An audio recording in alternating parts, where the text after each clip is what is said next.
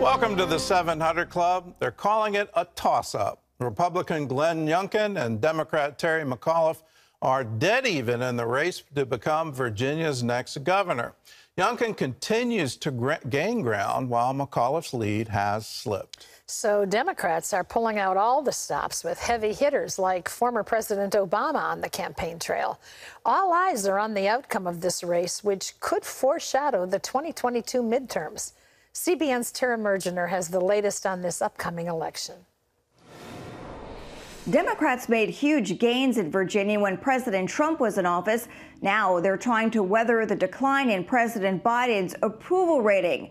Republican Glenn Youngkin gaining ground with a new poll showing a 46-46 split. Whatever edge Democrat Terry McAuliffe had at the start of the campaign appears to be gone. Well, the idea that this is close should not shock anybody. For 44 straight years, the party that wins the White House, the next year in Virginia, the other party wins the governor's mansion. The gubernatorial race between Glenn Youngkin and Terry McAuliffe is now dead even. McAuliffe calling in big-name Democrats like former President Obama, who joined him in Richmond on Saturday. Because I could not be happier that Terry's back on the ticket. He's persuasive. Don't sit this one out. The pressure is on. A Monmouth survey showing McAuliffe dropping 5 points since last month. And this comment during a debate. I don't think parents should be telling schools what they should teach. McAuliffe then cut short an interview with a local news reporter because he didn't like the questions. All right, we're over. That's it. That's it. The Youngkin camp on offense with a new campaign slogan, Parents Matter. And he's demanding the Loudoun County School Superintendent Scott Ziegler and the school board resign. This after a revelation that Ziegler sent an email to the board about an alleged assault by a male student against a female student in a high school bathroom, 1 month before publicly declaring he had no record of such an assault. Youngkin telling Fox News it's outrageous. The email simply confirms what we know, which is we had administrators at a school board who have been covering this up. With the race a virtual tie, both sides are campaigning to faith voters. Kamala Harris endorsing the Democrat in hundreds of churches across Virginia.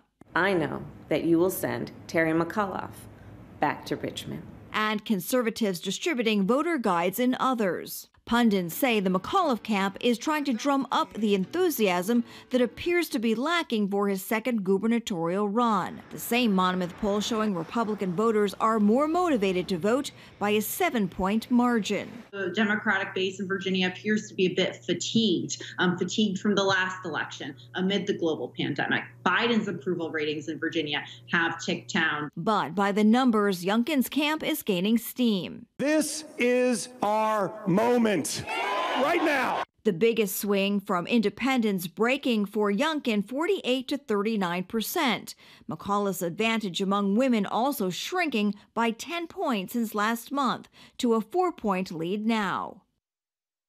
Well, while Biden won Virginia by 10 points in 2020, McAuliffe now reportedly said that Biden is actually hurting his campaign, but walked back those comments later, saying it was gridlock in Washington. Gordon and Terry. Well, Tara, tell us, is this turning into a referendum on President Biden? Is his dropping numbers actually hurting McAuliffe?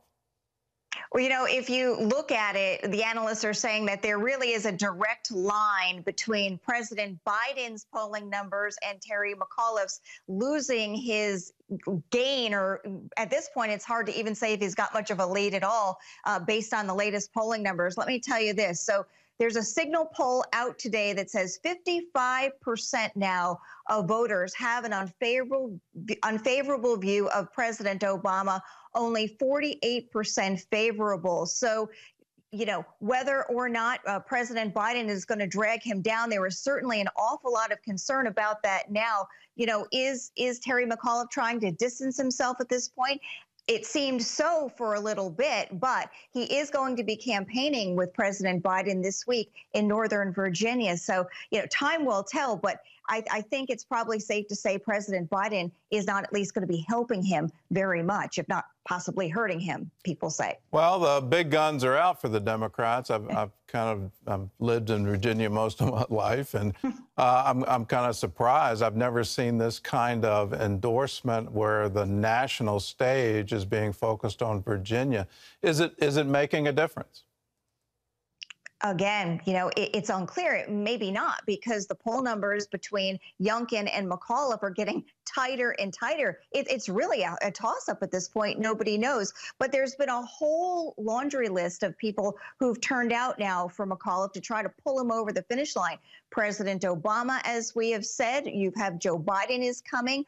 Stacey Abrams, an activist, has been here, a voting rights activist, the mayor of Atlanta. So a lot of people are showing out to help him. But the question is, are they really hitting on the right issues? They're talking about Donald Trump. They're talking about the GOP. There's plenty of attacks. But climate change, is that something that's really on the minds of the majority of Americans at this point? So the concern is, on that camp is, should they be talking about education? Should they be talking about inflation? What should they be talking about that's going to resonate in the end? So, time will tell. But, at this point, it's as tight as can be.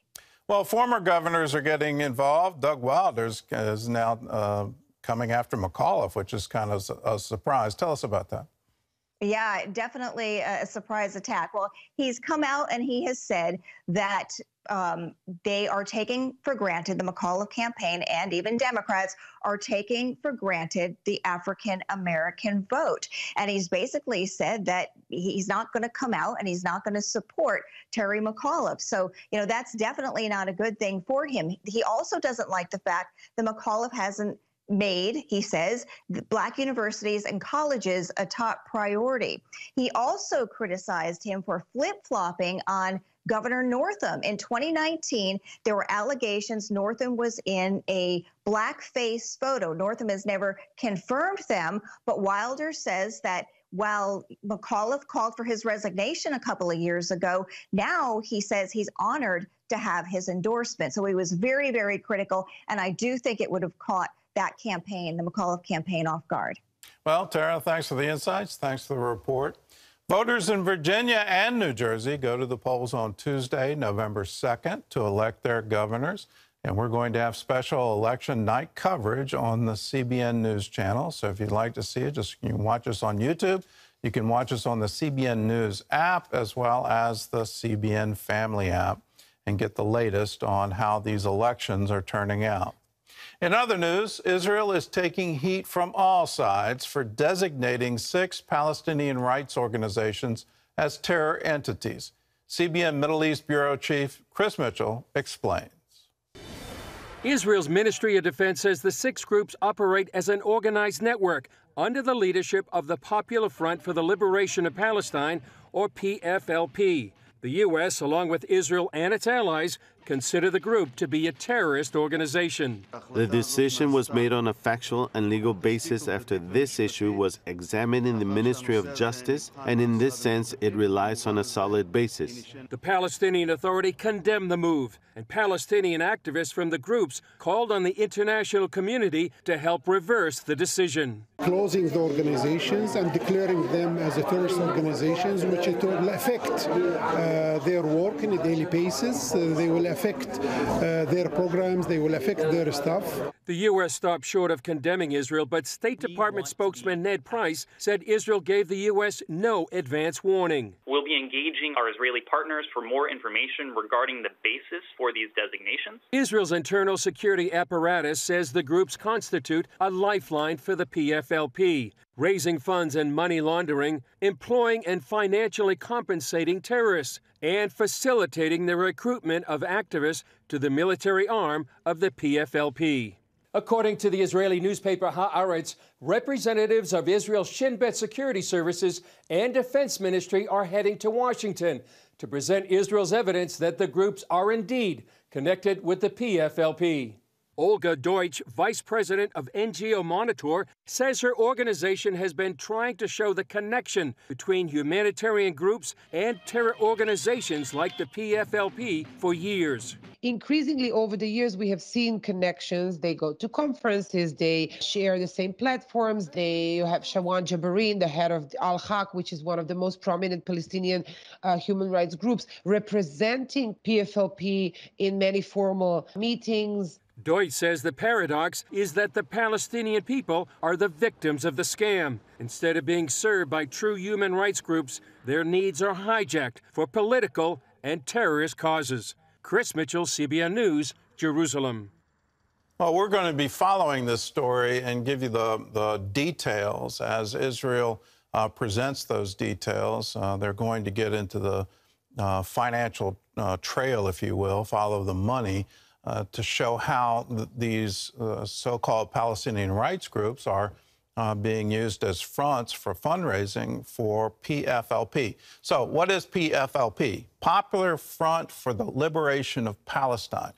Go back to the 1960s, the 1970s. The Popular Front was a Marxist-Leninist group funded by the Soviet Union, and they were responsible for all the aircraft hijacking. So when you saw El Al planes being hijacked, it was the Popular Front doing that. So it's the Popular Front for the Liberation of Palestine. For them to still be in action today is absolutely amazing, but it's the second largest bloc within the Palestine Authority. They're one of the biggest groups there. Popular Front for the Liberation of Palestine is a one-state solution, and that one state is a Palestinian state with the Jews driven into the sea. So that's the ideology. It's not a Muslim organization. It's not Hezbollah. It's not Hamas. They are ideologues that want to have some kind of Marxist socialist state, but no Jews allowed. So that's the organization that Israel is saying is being funded by these, quote, Palestinian rights groups. So we're going to follow the money. We're going to keep you informed. But this is an incredible development that the Popular Front is looking at private fundraising because they've lost the funding from China. They've lost the funding from the Soviet Union. There aren't communists out there still trying to incite people in the Middle East. And so they've lost all of that. They're trying to replace it. Who are they replacing it with? Well, primarily European donors to these so-called rights organizations. So we'll see. I'm anxious to see the money trail and what evidence does Israel have. But this is an incredible development to have this kind of funding. In the United States, there's a parallel.